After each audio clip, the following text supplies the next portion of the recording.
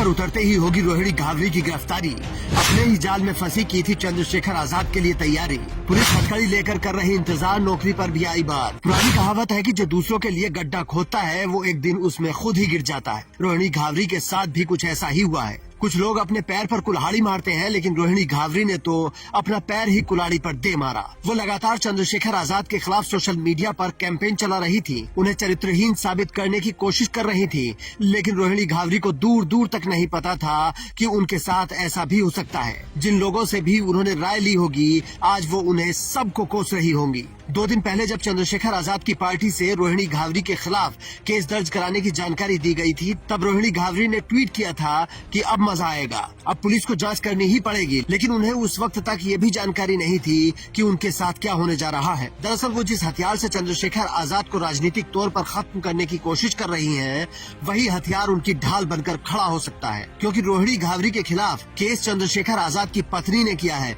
और कहते हैं कि पत्नी अगर अपनी पर आ जाए तो यमराज से भी अपने पति को वापस ला सकती है। मतलब अब ये लड़ाई औरत वर्सेस औरत हो गई है।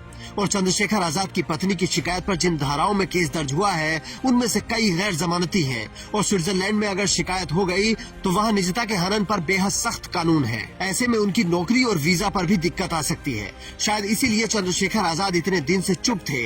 उन्होंने कहा था कि एक महिला की गरिमा को मैं जानता हूँ, इसीलिए इस पर मैं कुछ नहीं कहूँगा। और उस दिन से आज तक चंद्रशेखर आजाद ने कुछ नहीं कहा। उन्होंने कहा था कि मुझ पर आरोप लगाना आसान है, लेकिन चंद्रशेखर आजाद बनना मुश्किल है। उंगली उठाना आसान है, आरोप लगाना आसान है, लड़ाई बड़ी महत्वपूर्ण है। इसे लड़ना बड़ा मुश्किल है। इसमें स्वाभिमानी के तौर पे खड़े रहना बहुत मुश्किल है। और जिसमें काबिलियत है उसको दिया नहीं दिखाया जाता। घर से निकल के अपने परिवार को छोड़ के आइए तो सही मैदान में, पता तो लगे। मां हाथ खींच लेती है जब पता लगता है कि वहां बेटा जाएगा तो मर सकता है, मुकदमा हो सकता है, जेल हो सकती है, तो घर वाले कहते हैं अपना काम कर ले।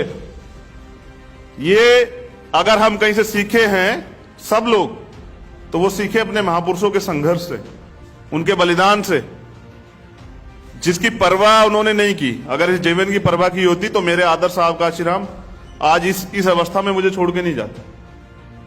आज अगर हम यहां लोग बैठे हैं तो आप जानते हैं कि बाबा साहब की वजह से।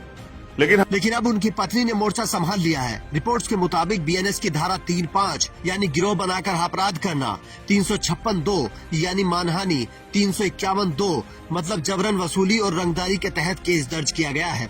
अब सोशल मीडिया पर लोग कह रहे हैं कि चंद्रशेखर आजाद की पत्नी मैत्री आजाद के इस फैसले के बाद रोहिणी घावरी के आरोपों की हवा निकल गई है। डॉक्टर मोहम्मद आकिब नाम के एक यूजर ने लिखा कि रोहिणी घावरी अब आई कानून के घेरे में। राजन गौतम नाम के एक यूजर ने लिखा कि ये भाजपा के पैसे से बहुजन समाज के सच्चे आंदोलन को कुचलने आई थी, लेकिन खुद कुचल गई। प्रियांशु कुमार ने कहा कि मैं तो अभी भी यही कहूंगा कि जो भी किया वहां से पीछे हटकर रोहिणी को अपने करियर पर ध्यान देना चाहिए और अपने समाज का नाम रोशन करना चाहिए। आलोक यादव नाम के एक यूजर ने लिखा कि चंद्रशेखर आजाद को बदनाम करने की कोशिश करने वाली रोहिणी घावरी के खिलाफ उनकी पत्नी ने मोर्चा संभाल लिया है। मतलब अब ये लड़ाई एक तरफा नहीं बची। चंद्रशेखर आजाद की पत्नी ने अपने पति के फेवर में मोर्चा खोलने का फैसला किया है, तो मामला अब अलग मोड़ लेगा। क्योंकि रोहिणी घावरी ने आरोप लगाया था कि चंद्रशेखर आजाद ने कहा था कि वो अपनी पत्नी को पसंद नहीं करते, लेकिन अब वही पत्नी चंद्रशेखर आजाद के फेवर में खड़ी होकर कानूनी लड़ाई लड़ेगी, तो समाज में संदेश जाएगा कि परिवार एक साथ है। जो रोहिणी घावरी समाज को दिखाना चाहती थी, वो एक झटके में सब हवा हो गया।